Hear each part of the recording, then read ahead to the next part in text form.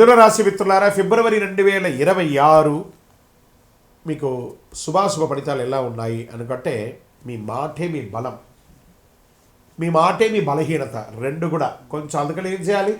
నోరు అదుపులో ఉంచుకోవాలి. మిథున రాశి వారి గారికి నమస్కారం. ఇది సాధారణ రాశి ఫలితం కంటే ఒక మెట్టు ఎక్కువ అని కూడా చెప్పొచ్చు. స్త్రీ పురుషులు ఇరువురికి కూడా మనం చెప్తున్నాం. ఇది ఏ మాట ఆపుకోవాలో, ఏ మాట చెప్పాలో, ఎక్కడ నోరు తెరిస్తే లాభమో, ఎక్కడ మౌనం పాటిస్తే మంచిదో ఈ వీడియో పూర్తిగా చూడండి, మీకు అర్థమవుతుంది. గురు భగవానుడు 1, శని 10, రాహు 9, కేతు 3, బుధుడు మిథున రాశి అధిపతి.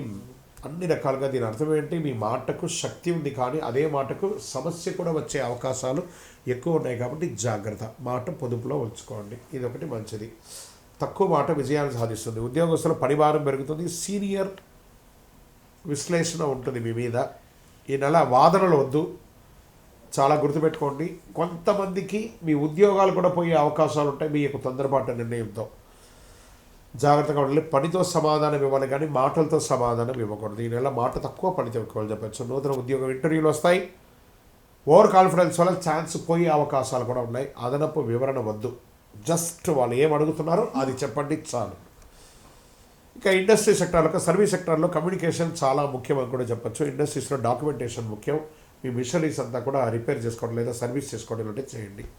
వ్యాపారంలో మాట ఒప్పందాలు ప్రమాదం. ఒకరికొకరు కలిసేటప్పుడు జాగ్రత్తగా, పార్ట్నర్షిప్ చేసేటప్పుడు జాగ్రత్తగా ఉండండి. రాత లేకుండా ఏ విధమైనటువంటి డీల్ చేయకండి.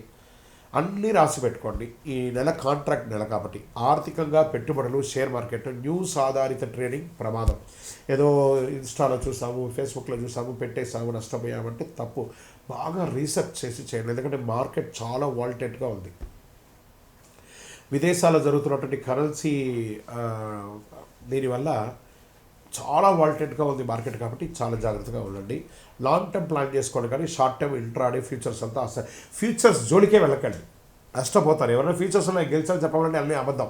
కాబట్టి లాంగ్ టర్మ్ ఇన్వెస్ట్ చేయండి, మెటల్ మీద ఇన్వెస్ట్ చేయండి. ఏదైనా డబ్బు దూరం అవుతుంది, లేకపోతే షార్ట్ టర్మ్ చేయడం ఇలా ఇవన్నీ జాగ్రత్తగా చూసుకోవాలి. మరి రెగ్యులర్ వ్యాపారం చేస్తున్న వాళ్ళకి కస్టమర్స్ ఫ్లో మిశ్రమంగా ఉంటుంది. కొంచెం కొత్త కస్టమర్స్కి కొత్తదనం ఏమైనా చెప్పండి, అన్నీ కలిసి వస్తుంది. విదేశీయ చదువు, విదేశీ ఉద్యోగం చేసేవారికి, అక్కడ ఉద్యోగంలో చాలా ప్రెషర్ అందుతున్నట్టు వారికి జూలై తర్వాత మీకు ఉపశమనం ఉంటుందని చెప్పచ్చు.